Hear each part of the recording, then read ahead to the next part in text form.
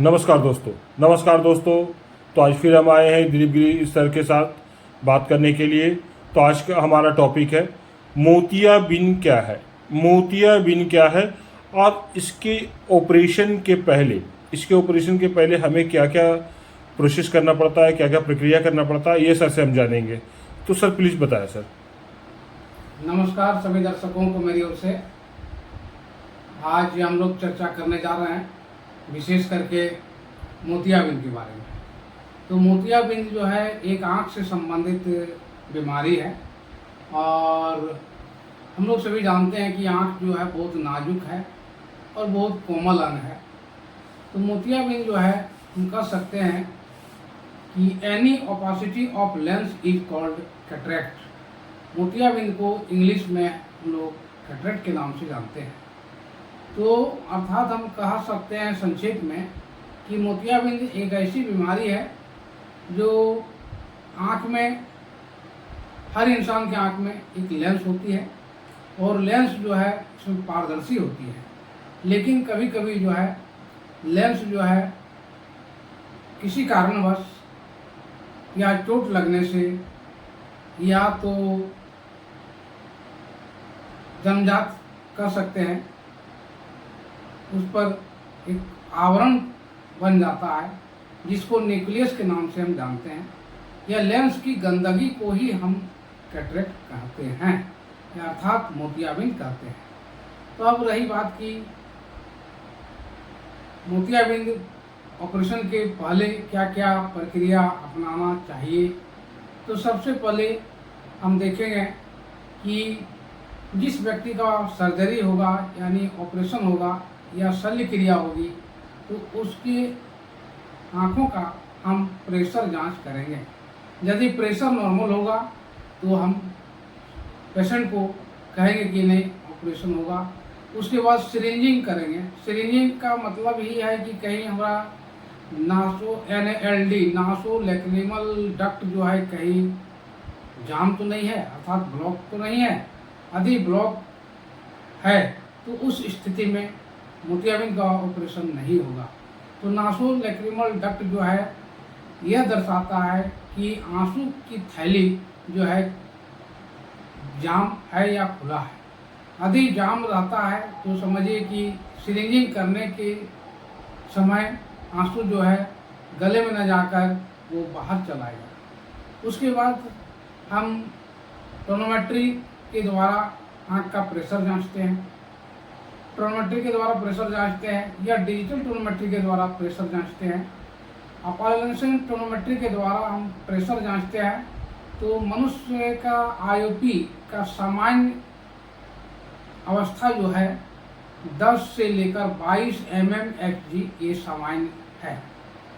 अब रही बात की 3 दिन या 5 दिन बैक्टीरिया फ्री करने के लिए दोनों आँख में, यदि किसी को एक आँख का ऑपरेशन होता है तो दोनों आँख में हम एंटीबायोटिक का प्रयोग करते हैं 5 दिन या 7 दिन। उसके बाद पुनः शुगर देखते हैं। डायबिटीज़ का पेशेंट होगा तो शुगर जांच करते हैं, और डायबिटीज़ का मरीज नहीं भी होंगे तो उनका भी शुगर का जांच होगा। यदि लेवल सही होगा तभी हम ऑपरेशन करेंगे। ऑपरेशन के बाद जो है 15 दिन तक या 3 सप्ताह तक जो है हम लोग एंटीबायोटिक में मिला हुआ स्टेरॉइड यानी कोर्टिसन का प्रयोग जो है टेपरिंग डोज में देते हैं पेशेंट को। और परहेज में जो है खास करके उस आँख में, जिस आँख में सर्जरी हुआ उस पर पानी किसी भी स्थिति में नहीं जाने देना चाहिए। और डार्क ग्लास का प्रयोग करते हैं। डार्क ग्लास का प्रयोग करने के लिए हम लोग सलाह भी देते हैं।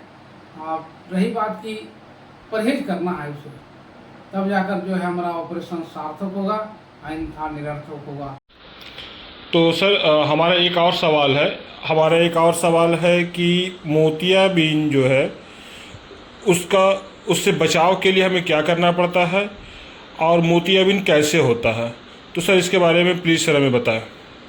जैसा कि सवाल आपने किया कि मोतियाबिंद के कारण क्या है, तो मोतियाबिंद के बहुत से कारण हैं, लेकिन उसमें से संक्षेप में हम कहेंगे कि मोतियाबिंद खास करके जैसे डायबिटीज़ के जो मरीज होंगे, डायबिटीज़ भी एक कारण है मोतियाबिंद होने का।